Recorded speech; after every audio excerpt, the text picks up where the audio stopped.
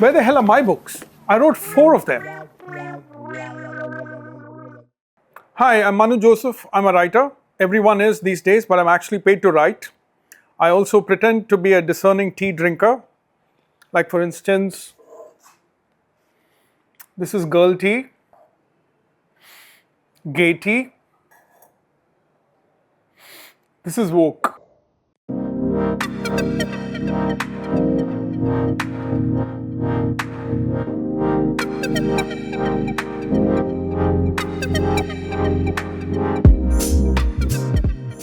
Okay, I don't even understand the question. So,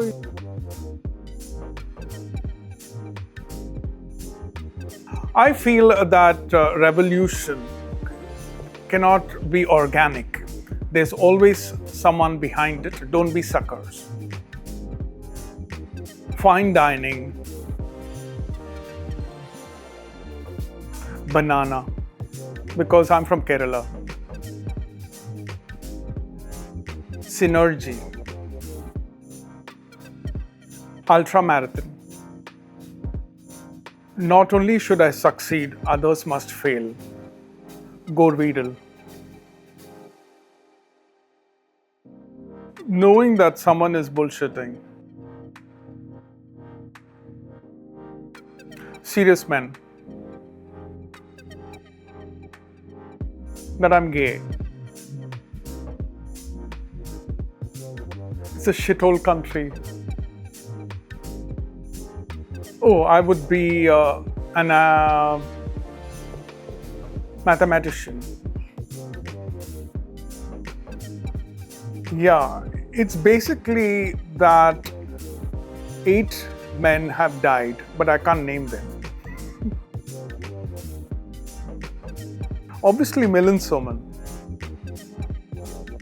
Running in the rain. Okay, great. I never understood rapid fire. Honest love between married couples, which has so much potential, but there are so many darker layers that distract me from really investigating. And it's like at one level, I don't want to believe that it is possible. Because just one thing, people who've been married for a long time, I can't stand them together. Even though I love them individually, I just can't stand them together. I can feel them coming at any distance. I can get that. But it is such a great relationship that it's a mystery that people squander it.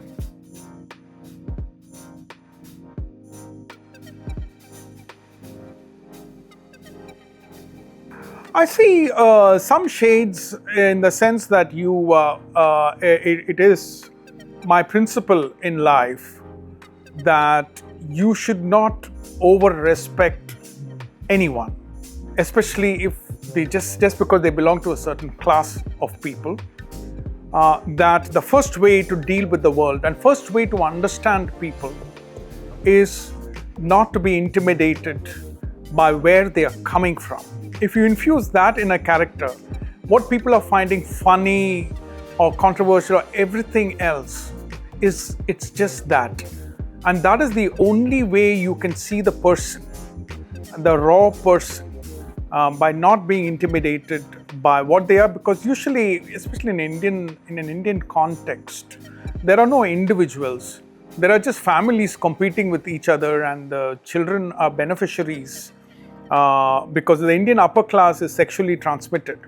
So you don't have to be, you have to see an individual for what he or she is. And that part of me is an iron, or that part of iron is in me, And also a perpetual gaze at women, in the sense that I'm never apologetic about it. And one of the criticisms against serious men, which of course I did not take very seriously, is this nonsensical literary idea called male gaze. And I feel that a lot of male artists, including Tarantino, seem to get a bit defensive. But not Tarantino, to be honest. But a lot of male artists get very defensive about this, that you're doing something shady and that's something you should not. And I feel that male gaze is fantastic. And as interesting as the female gaze, which I find is very funny when they do it, it's very funny. And I feel that you don't have to make everyone comfortable all the time.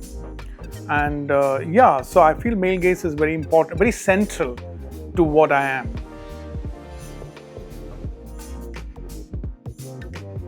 Living as though you don't care for, okay, that's a bit tougher because, but it's still possible.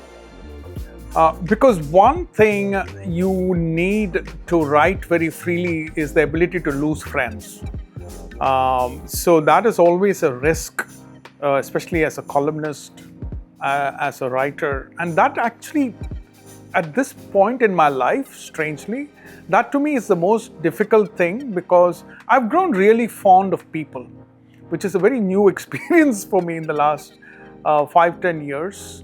And there is a very interesting comment that a legendary director, he made Citizen Kane, the name just slips me. He said that making a film is not as important as having friends.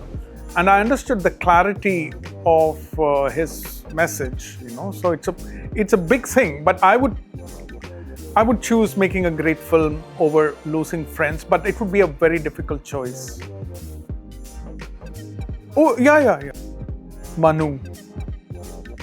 Super. Christ. Love. Randy. Tintinabulation.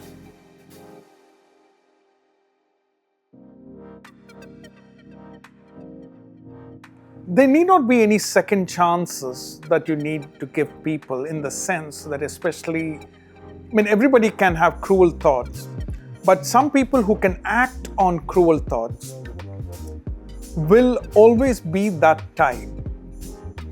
And one thing that life has taught me repeatedly is that when people are nice when they don't have power, and you should never confuse a person's circumstance with a person's character.